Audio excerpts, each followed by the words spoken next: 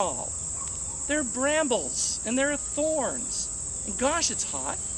And then there are casualties in the field. And you have to step over them and they don't move.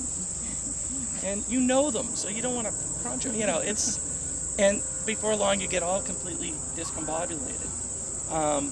You know, and that's one of those teachable moments where it's like, and also of course the heat, the smoke.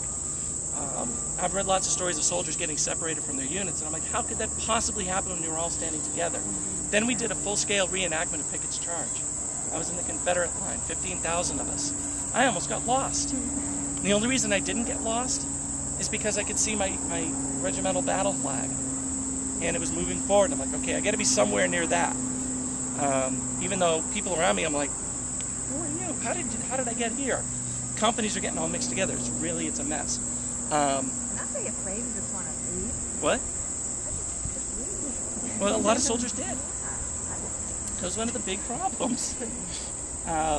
So, you know, particularly veteran troops, they knew, like, they could size up a situation very quickly. This attack is going to fail. And so they'd go a little forward and they go, okay, and they hit the ground. And then load and start firing. So what they try, this is Civil War here, they try to pass troops through them at a column, and column kind of at a double quick to move the attack forward, but then they get into this muddle, and the guys who are lying down saying, don't go up there, get down. So then they go down. So you get this big growing mass of terrified troops in the middle of the field. But of course the problem is once they've gone to ground, they're pinned. They can't move. I had a World War II, an officer, a lieutenant, served in the South Pacific in World War II, asked me that. He goes, you know, I always had the darndest time trying to get troops to move forward under fire. How did they do it then? I said, they didn't.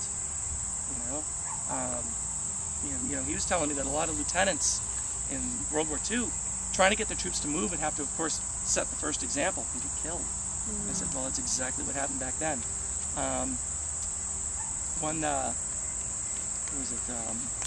Leander Stillwell, 61st Illinois, wrote a book called Story of a Common Soldier. And, you know, he said that a good officer doesn't say go, but come. And it was the same in the Revolution as well. The British attacking Bunker Hill, officers getting killed. Not necessarily because they're singled out, but because they're in front. They're trying to get their troops to come forward. Trust me, come with me. So there was a lot of that. And we'll see that as we go down to analyze the North Bridge. That trust comes into play. Not just commands, but trust. And knowing who is giving the commands. Okay, attention company. I'm going to say take care to disperse. Disperse, you're going to turn to the right, around, completely around, and